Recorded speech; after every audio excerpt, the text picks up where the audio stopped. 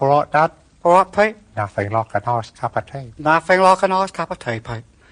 Ladies and gentlemen, may we take the opportunity of these few grooves at our disposal to give you a solemn warning against the dangers of the drug traffic. This peril that lurks in teenage haunts where beat music pulses out into the night, keeping vicars awake and old ladies jumping out of their beds continuously. Ghastly business, Pete. Well, without more ado, over to you for example ghastly number 1. Of the perils of drugdom. Exactly, Pete. There was a very famous man, who shall be nameless. Mr. A. Woolley of 31 Wainwright Road, Willesden. Precisely. Thank you. Mr. Woolley was a very nice family man with a lovely wife and 2 beautiful children, what he used to dandle on his knees when he come home from the office, to his little house with lovely little roses poking up through the trellis. And the cucumbers and radishes growing peacefully on the allotment at the back. One evening he come home and looked around and said, "Nice though this be, I seek yet further kicks." And he moved inexorably towards the mantelpiece where he kept his dolly mixture.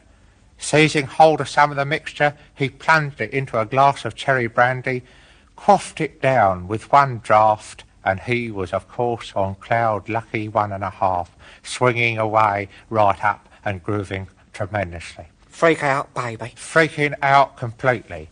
Well, after that, the kicks got ever stronger. His craving got worse and worse. He got more and more drugs down his face, and eventually he became so irresponsible he left his lovely wife and kids and home behind, and went to Hollywood and lay on a beach all day with a lovely busty starlet with blonde hair what come down to her knees. Oh, it doesn't sound too bad, Pete. No, I don't think that's a very good example of the perils, actually. Have you got one? I've got a worse one, Pete, yes. One that concerns a brain scientist who used to do interesting experiments on the curdling of milk. One day when he was pouring milk over a live mouse to see the effect of it on it, he suddenly was consumed by an enormous depression. And without more ado, he flung himself to the medicine cabinet and got an aspirin down his throat. Oh. Before you could say Swiss Family Robinson. Swiss Family Robinson. You said it before I'd done it. However, worse to come. Within minutes, he was at the blackcurrant pastils and Vaseline. Mescaline, isn't it? Oh, sorry, mescaline. The sacred mushroom drug. And his plight went from worse to worse.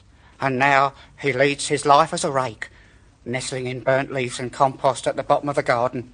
The only time he moves is when somebody treads on him and he jumps up and bangs him in the eye. A used gourd, a hopeless shard, useless to man, woman or beast. A great scientist and nudist, gone to the dogs. Or drugs, if you like. Of course, you cannot deny, Pete, the magnificence of the psychedelic achievements in the past, let it be said. As exemplified by the A side of this record, which of course was written under drug. Exactly, Pete. Which means, of course, we are the B side. Are we the B side? We are. However, as the old adage says, I do like to be B-side, the A-side. Shut up. Oh, sorry, Pete. Of course, Coleridge, T.S. Coleridge, used to write some of his best poetry under the influence of the poppy. Yeah. He used to cram poppies down his face in order to make his poetic imagination come out better. Yeah. That's how he wrote that one about in Xanadu, the Aga Khan did an aerodrome decree, where Alf, the sacred Ramsay, ran through caverns measureless to man, down to the Zuyder Zee. Phantasmagorical, Pete. Phantasmagorical, Dad. Exactly, Pete. But, of course, despite this, we cannot rule out the fact, the burning fact, ladies and gentlemen, that Frankie Vaughan still tops the palladium on crystallised fruits and weightlifting. Exactly. A glass of milk and a walk over the heath is far, far better than any druggy can achieve, Dad. Exactly, Pete. And now the commercial. Beware psychedelic drugs. Steer clear of LSD. That type of thing is for the mucks. Stick to a mug of tea. A very moving plea. Wonderful piece of propaganda, Pete. Wonderful, Dad. How many lumps? 6, please. And while you're about it, would you dip them in that colourless fluid, Pete? All right, you are. Thank you very much. Druggy. Oh, freaking out. Oh, rave it up, baby. Oh, my mind has become my body. My hands have become my ears.